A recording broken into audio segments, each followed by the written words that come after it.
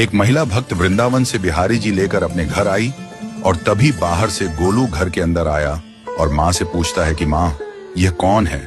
तो मैया ने बोला, ये भगवान है और ये ही हमारे मालिक हैं। अब तो घर में जब भी कोई नई चीज बनती तो सबसे पहले बिहारी जी को भोग लगता। पहले यह सब चीजें गोलू को सबसे पहले मिलती थीं।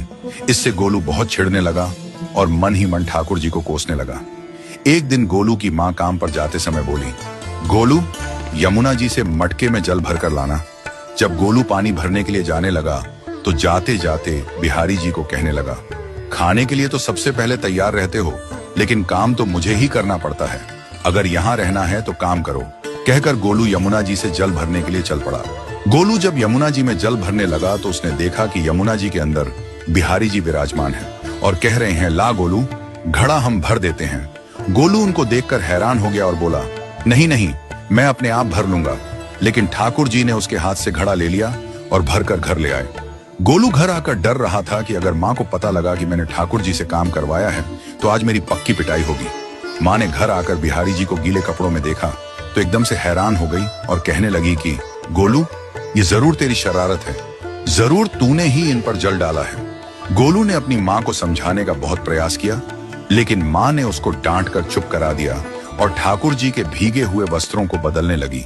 अगले दिन जब माँ ने गोलू को अनाज पिसवाने का काम दिया तो बिहारी जी फिर अनाज का कनस्तर ले आए और माँ को ठाकुर जी के वस्त्रों के ऊपर सूखा आटा पड़ा मिला। तो माँ ने फिर गोलू को डांटा कि तुझे पता नहीं कि ये हमारे भगवान हैं और तू भगवान के साथ शरारत करता है। आज तूने फिर इनके ऊपर आटा फेंका है। तो गोलू शपथ लेकर कहने लगा, नहीं माँ, मैंने कोई शरारत नहीं करी है। ये तो मेरे हाथ से गेहूं का कनस्तर लेकर खुद पिसवा कर आए हैं। गोलू की माँ आज बहुत गुस्सा हुई। अगले दिन फिर माँ बोली, बेटा गोलू, आज तुम्हारे बाबा बाहर गांव से वापस लौट आएंगे। बस आज का ही काम है, तुम जंगल से थोड़ी लकड़ियां ले आना। गोलू फिर डर गया, कहीं ठाकुर जी फिर मेरे पीछे ना आ जाएं।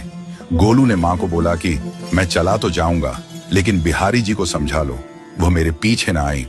उसकी माँ हंसकर बोली, हाँ हाँ समझा दूंगी, तुम जाओ तो सही।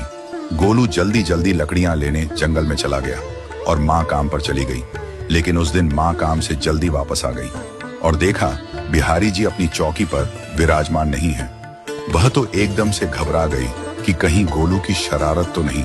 वह भागी भागी जंगल की तरफ गई। तभी उसने देखा कि गोलू के साथ एक इंसान लकड़ियों को लेकर घर आ रहा है। गोलू की माँ यह देखकर हैरान हो गई कि यह तो बिहारी जी हैं। ये क्या हमारे भगवान हमारा काम कर रहे हैं? इसका अर्थ गोलू ठीक कह रहा था।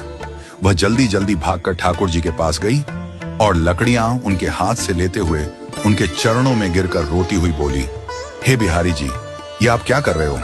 मुंह गरीब का काम क्यों कर रहे हो? ठाकुर जी मुस्कुराते हुए बोले, हमें तो तेरे बेटे पर बहुत प्यार आता है। सब लोग हमें भगवान समझते हैं, लेकिन एक तेरा बेटा ही था जो हमको अपना मानता था। अपना मानकर वो हमें डांट भी देता था, हमारे साथ गुस्सा भी करता था, और जो हमें एक बार अपना मान लेता है तो हम उसके मान के लिए उसके ही हो जाते हैं।